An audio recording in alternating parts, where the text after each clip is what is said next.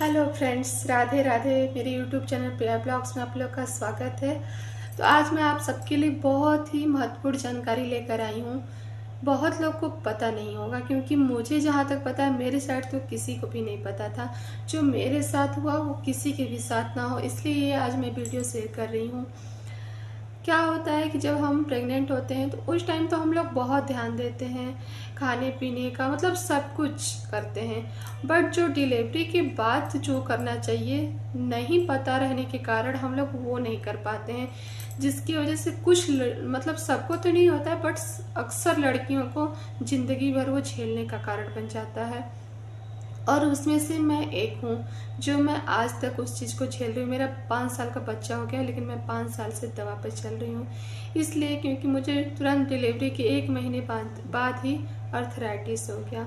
मुझे पहले एक उंगली से स्टार्ट हुआ था, फिर पूरे बॉडी में मुझे ये फैल गया। मतलब मैं चल भी नहीं पाती थी। मेरे बच्चे को मेरी सासू माँ ने ही मतलब संभालते थे लोग। बच्चे का मालिश करना सब कुछ करती थी मैं तो। मतलब अंदर से इतना टूट गई थी, क्योंकि मुझे अपनी बॉडी में मतलब बहुत दर्द रहता था। और आज भी मैं इस हाथ में हमेशा दर्द है। मेरा हाथ ऐसे मोड़ नहीं पाता और ऐसे ही पैर में आकर रुक गया है। होम्योपैथ दवा से मुझे बहुत रिलैक्स हुआ, बट आज भी दवा चलता है मेरा। और मैंने आयुर्वेदिक, एलोपैथ, घरेलू मतलब जो जहाँ बताता था मेरे हस्बैंड वहाँ लेकर जाते थे। यह है कि मेरे हस्बैंड ने, मेरी फैमिली ने फुल सपोर्ट किया। कोई भी कुछ बताता था मेरे हस्बैंड तुरंत वहाँ लेकर जाते थे। कभी भी ये नहीं उन्होंने कहा कि नहीं हमेशा तुम दवा पर चल रही हो।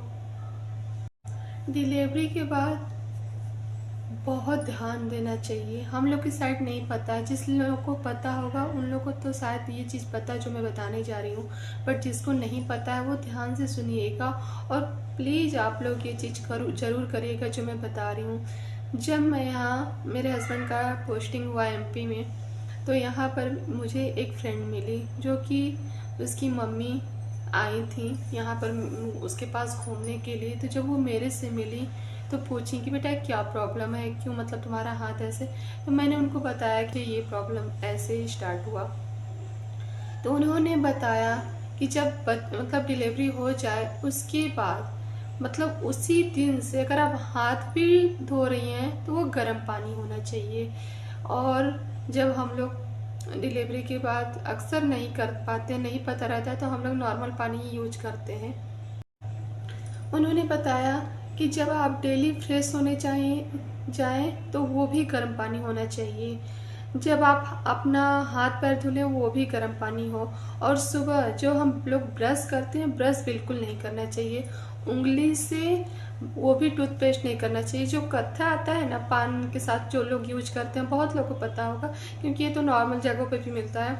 तो जो कत्था होता है वो हल्का सा स्किन कलर का होता है, तो वो लेकर उंगली से, उसी से मतलब उंगली से ब्रश करना चाहिए।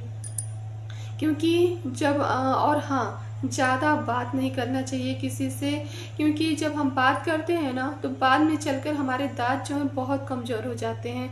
और उंगली से करना चाहिए मंजन, उससे दांत बहुत मजबूत होते हैं और आगे चल के कभी भी प्रॉब्लम नहीं होगा।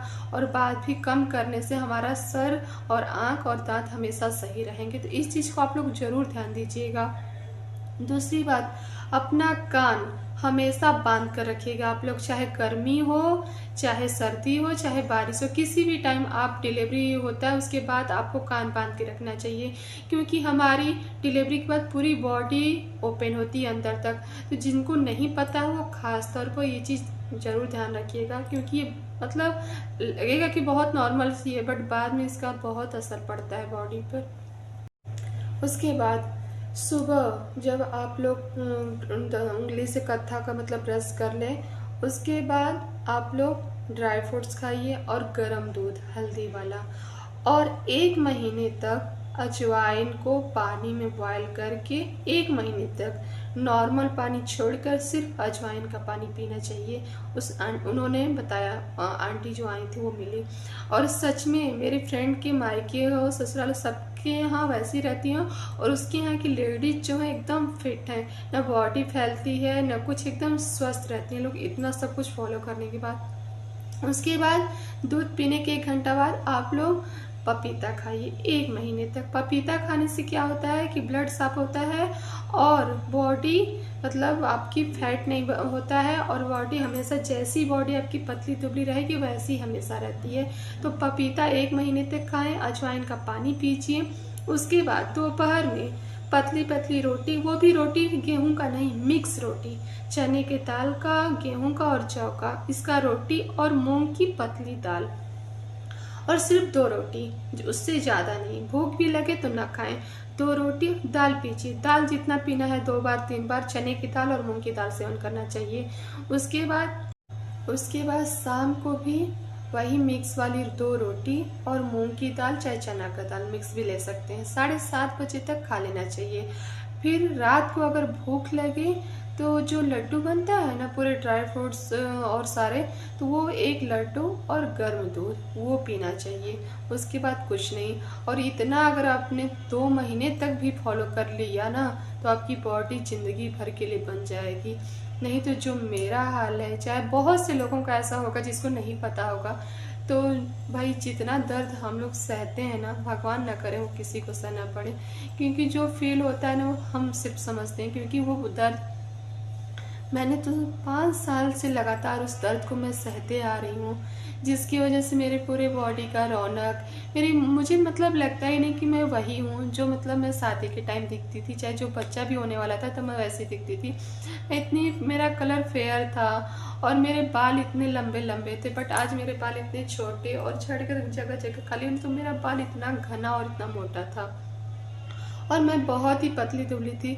जब मैं आयुर्वेदिक दवा खा रही थी उसी टाइम मेरे बॉडी में स्वेलिंग हो गया।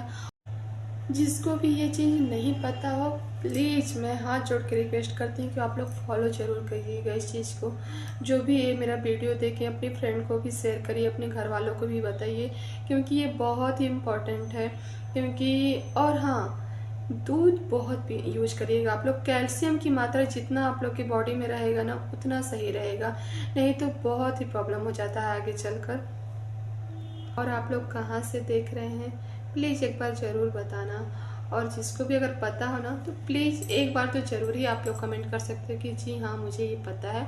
और जिसको नहीं पता हो वो ज़रूर इस वीडियो को सेव करके रखिएगा, बहुत काम आने वाला है। जिसको नहीं पता हो उसको ये चीज़ पता चल जाए, जैसे हम लोग जैसे जो झेल रहे हैं वो लोग फिर दोबारा इस जैसे कंडीशन में ना फंसे, ना उनके घर वाले, ना उनके फ्रेंड, चाहे उनके जितने भी लोग हों, वो स्वस्थ रहें और मस्त रहें, अपने बच्चे के साथ खुश रहिए।